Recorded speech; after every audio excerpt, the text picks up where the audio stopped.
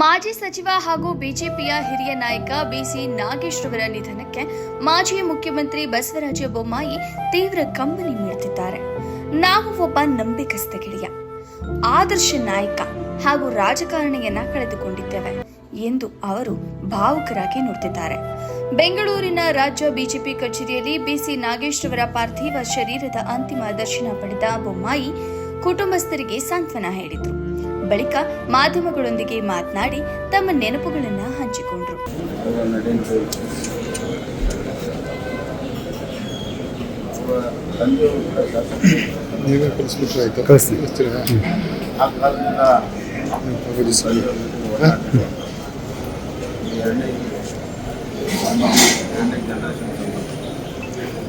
ಕ್ರಿಯಾಶೀಲವಾಗಿ ಜೀವನದಲ್ಲಿ ಅವರು ಹುಬ್ಬೂರು ಕ್ಷೇತ್ರದ ಅಭಿವೃದ್ಧಿಗಾಗಿ ನಿರಂತರವಾಗಿ ಶ್ರಮ ಮಾಡಿದ್ರು. ಅಲ್ಲಿ ನಾನು ನೀರಾವರಿ ಸಚಿವರಿದ್ದಾಗ ಭಾಳಷ್ಟು ಒಂದು ರೀತಿಯಲ್ಲಿ ಒತ್ತಡ ಹಾಕಿ ಅಲ್ಲಿ ಲಿಫ್ಟ್ ಇರಿಗೇಷನನ್ನು ಅವರು ಮಾಡಿಸ್ಕೊಂಡಿರುವಂಥದ್ದು. ಅಷ್ಟೇ ಅಲ್ಲ, ಕಿತ್ತೂರಿನ ಕೊಬ್ಬರಿ ವ್ಯಾಪಾರ, ಅದಕ್ಕೆ ಬೆಲೆ ಏರಿಕೆ ಮಾಡುವ ಸಲುವಾಗಿ ಹೋರಾಟ, ನಿರಂತರವಾಗಿ ಮಾರುಕಟ್ಟೆ ನೀತಿಗೆ ಸಂಬಂಧ ಮತ್ತು ಸರ್ಕಾರದಲ್ಲಿ ಪ್ರಭಾವವನ್ನು ಬೀರುವಂಥ ಕೆಲಸವನ್ನು ನಿರಂತರವಾಗಿ ಮಾಡ್ತಾ ಇದ್ದೀವಿ. ತಮ್ಮ ಜೀವಿತಾವಧಿಯುದ್ದಕ್ಕೂ ಸಾರ್ವಜನಿಕ ಜೀವನದಲ್ಲಿ ನಿರಂತರ ಕ್ರಿಯಾಶೀಲರಾಗಿದ್ದ ಬಿಸಿ ನಾಗೇಶ್ ರವರು ತಂದೆಯವರ ಕಾಲದಿಂದಲೂ ಅಪಾರ ಜನಸಂಪರ್ಕ ಹೊಂದಿದ್ರು.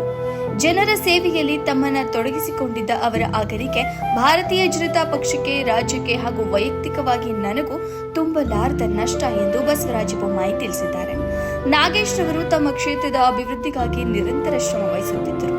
ನಾನು ನೀರಾವರಿ ಸಚಿವನಾಗಿದ್ದಾಗ ಒತ್ತಡ ಹೇರಿ ತಮ್ಮ ಕ್ಷೇತ್ರಕ್ಕೆ ಲಿಫ್ಟ್ ಇರಿಗೇಷನ್ ಯೋಜನೆಗಳನ್ನು ಮಂಜೂರು ಮಾಡಿಸಿಕೊಂಡು ಅನುಷ್ಠಾನಕ್ಕೆ ತಂದಿದ್ದರು ಎಂದು ಬೊಮ್ಮಾಯಿ ಸ್ಮರಿಸಿದರು.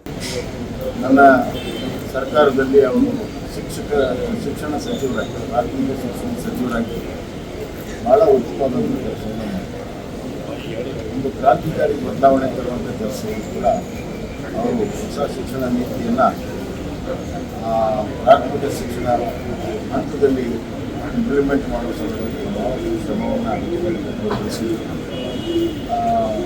ವಿವೇಕಾನಂದ ಯೋಜನೆಯನ್ನು ನಾವು ಮಾಡಿದಾಗ ಭಾಳ ದೊಡ್ಡ ಪ್ರಮಾಣದ ಶಾಲಾ ಕೊಠಡಿಗಳನ್ನು ನಿರ್ಮಾಣ ಮಾಡಬೇಕಾಗಿ ಒಂದೇ ವರ್ಷದಲ್ಲಿ 9,000 ಶಾಲಾ ಕೊಠಡಿಗಳ ನಿರ್ಮಾಣ ಮಾಡುವಂಥ ಯೋಜನೆಯನ್ನು ರೂಪುರೇಷೆಯನ್ನು ಮಾಡಿ ಅದನ್ನು ಅನುಷ್ಠಾನ ಮಾಡಿರುವಂಥ ಜಾತಿ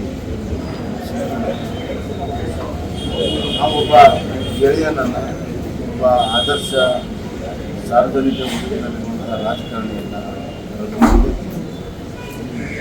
ಭಾರತೀಯ ಜನತಾ ಪಕ್ಷಕ್ಕೂ ಹಾನಿಯಾಗಿದೆ, ರಾಜ್ಯಕ್ಕೂ ಹಾನಿಯಾಗಿದೆ.